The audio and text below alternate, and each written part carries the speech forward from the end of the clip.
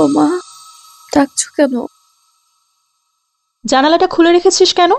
তোকে না বললাম জানালাটা লাগিয়ে ঘুমাবি? তুমি গিয়ে লাগিয়ে এসো না, আমি শুয়ে পড়েছি।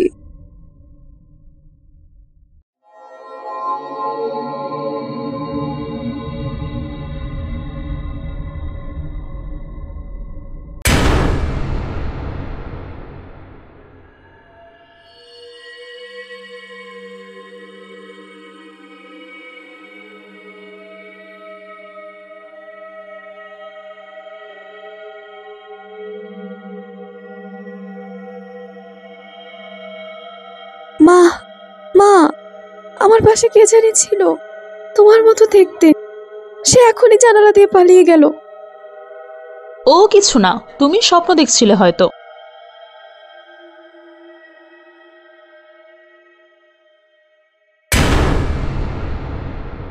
প্রতাপপুর গ্রামের জমিদারের একমাত্র মেয়ে রিফা। জমিদার ছিলেন অত্যন্ত ভালো মনের একজন মানুষ। বেশ কিছু মাস আগে গ্রামের পূর্ব দিকের পুকুরটার পাশে কেউ তাকে নৃশংসভাবে হত্যা করে ফেলে রেখে যায়।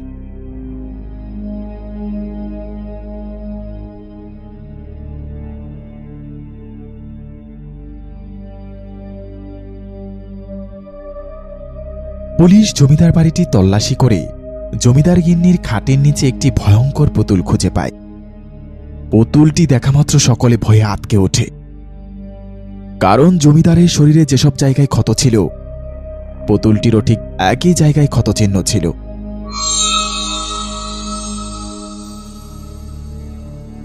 দারোগা সাহেব, আমার মনে হয় এই মহিলা কালো জাদু কইরা আমার একমাত্র ভাইরে খুন করছে। আপনি তারে ধইরা লয়ে যান। প্রমাণ ছাড়া তো কাউকে ধরা যায় না, তবে কে খুন করেছে তা না জানা পর্যন্ত কেউ বাড়ি ছেড়ে যেতে পারবেন না।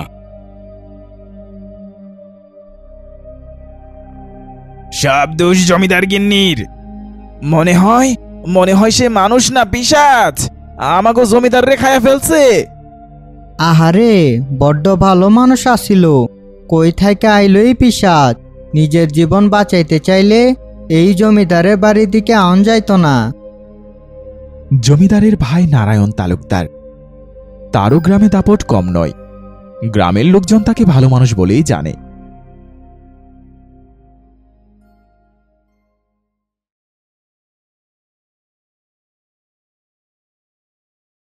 স্কুলে কারোর সাথে কোনো কথা বলবে না। কেন মা? মুখের উপর কথা বলছো কেন? যা বললাম তাই করবে।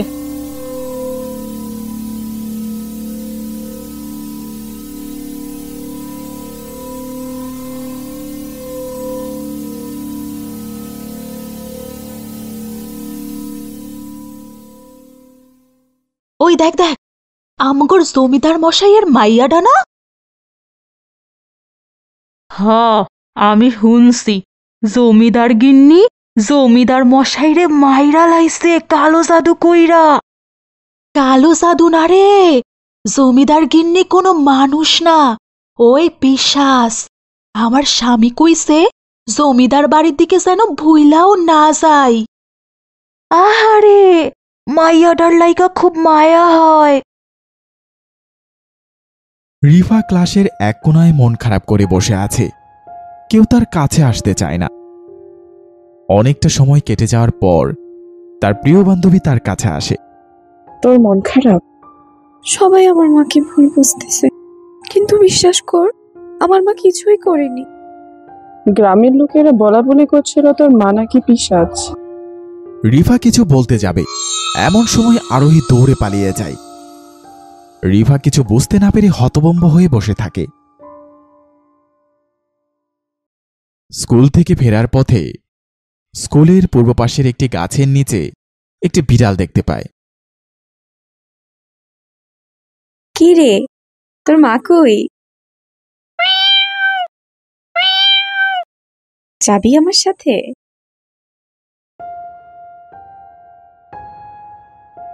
রিফা বিড়ালটি নিয়ে তার বাড়িতে চলে আসে। খুব ভালোই দিন কাটছিল তার বিড়ালটির সাথে। বেশ কিছুদিন পর রিফা স্কুল থেকে ফিরে যা দেখতে পায় তা দেখে সে হতভম্ব হয়ে যায়। বিড়ালটির প্রাণহীন রক্তাক্ত দেহটি দরজার একপাশে পড়ে আছে, আর তার মায়ের সারা শরীরে রক্তের ছাপ।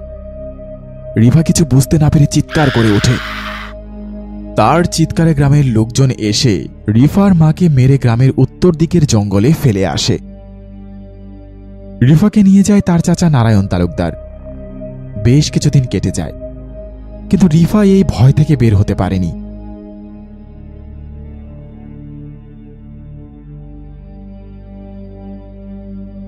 রিফা, রিফা, আয় রিফা।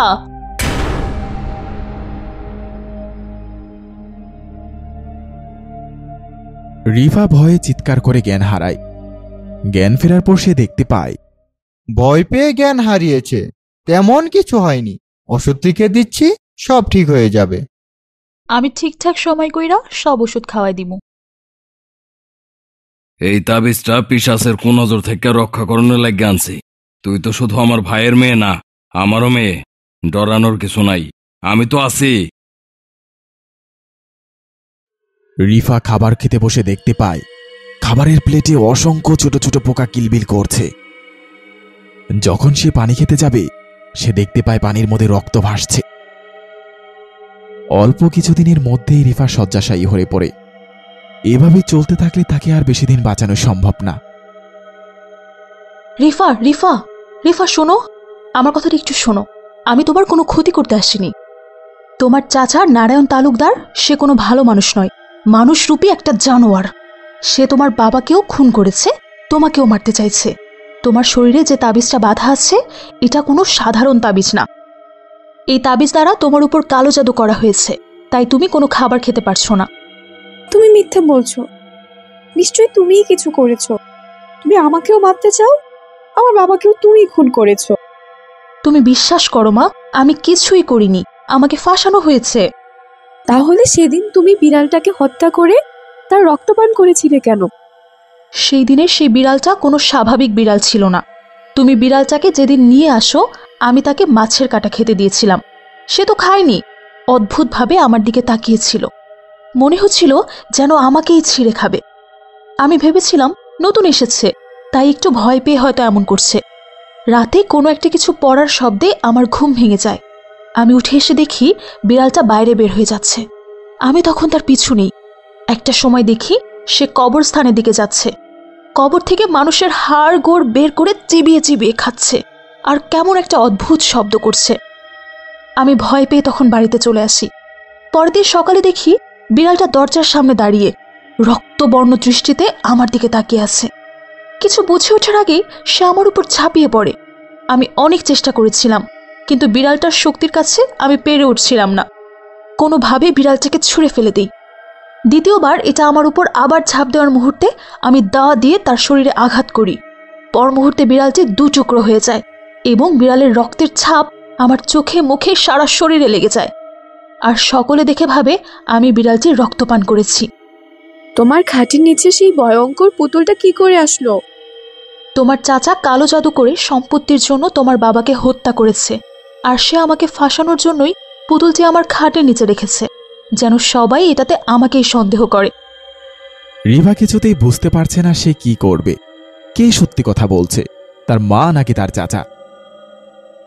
রিফা কষ্ট করে হেঁটে হেঁটে তার চাচার রুমের পাশে চলে যায়। দরজা ধাক্কা দেবে এমন সময় সে শুনতে পায়, গিন্নি, আর চিন্তা কইরো না, দাদার সব সম্পত্তি এখন আমাদের হইব।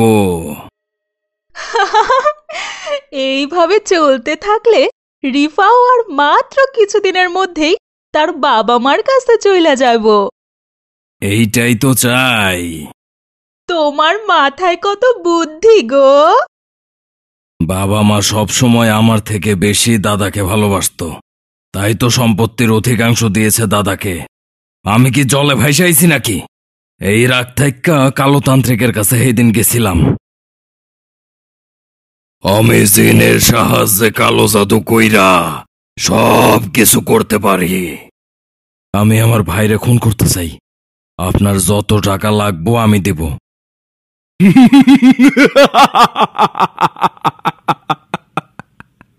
তুই আমারে টাকার লোভ দেখাস? আমার টাকা লাগবো না, আমার একটা কুমারী মাইয়ার প্রাণ লাগবো। আমি তারে বলি দিয়া আরো শক্তিশালী হমু।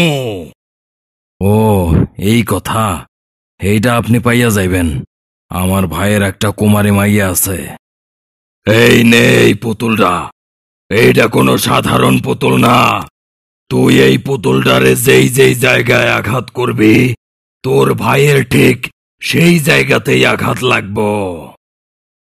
কিরে, তোর দিনকাল কেমন যায়?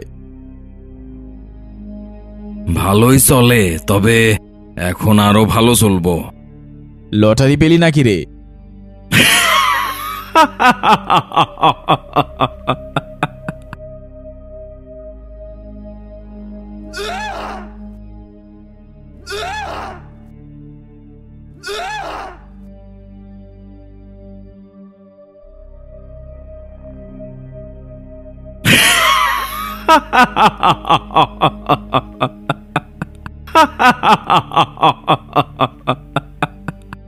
রাতের অন্ধকারে শরীরটাকে গ্রামের পূব দিকের কুয়ার পাশে ফালাই আসলাম, আর এই ভয়ঙ্কর পুতুলটা কাজের মেয়ে মঞ্জুরারি দিয়া তাদের বাসার খাটের নিচে রাইখাইছি। এখন সব দোষ জমিদার গিন্নির। তোমার মাথায় তো পাকা বুদ্ধি, পুলিশও কিছু ধরতে পারে নাই। উল্টা গ্রামের মানুষ ভাবিরে পিশাচ মনে কইরা মাইরা উত্তর পাশের জঙ্গলে ফালাইয়া আইছে। কেউ সে সরকারটুকু করল না।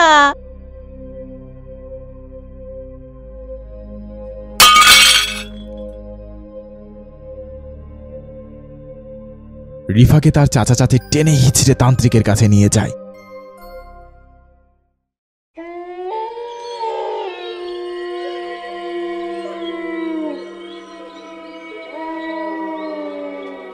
বাঁচাও, বাঁচাও! ছেড়ে দে, ছেড়ে দে আমার মেয়েকে, ছেড়ে দে বলছি। আমি কাউকে ছাড়বো না। আমি তোমাকে ভুল না বুঝলে হয়তো তুমি আজকে বেঁচে থাকতে।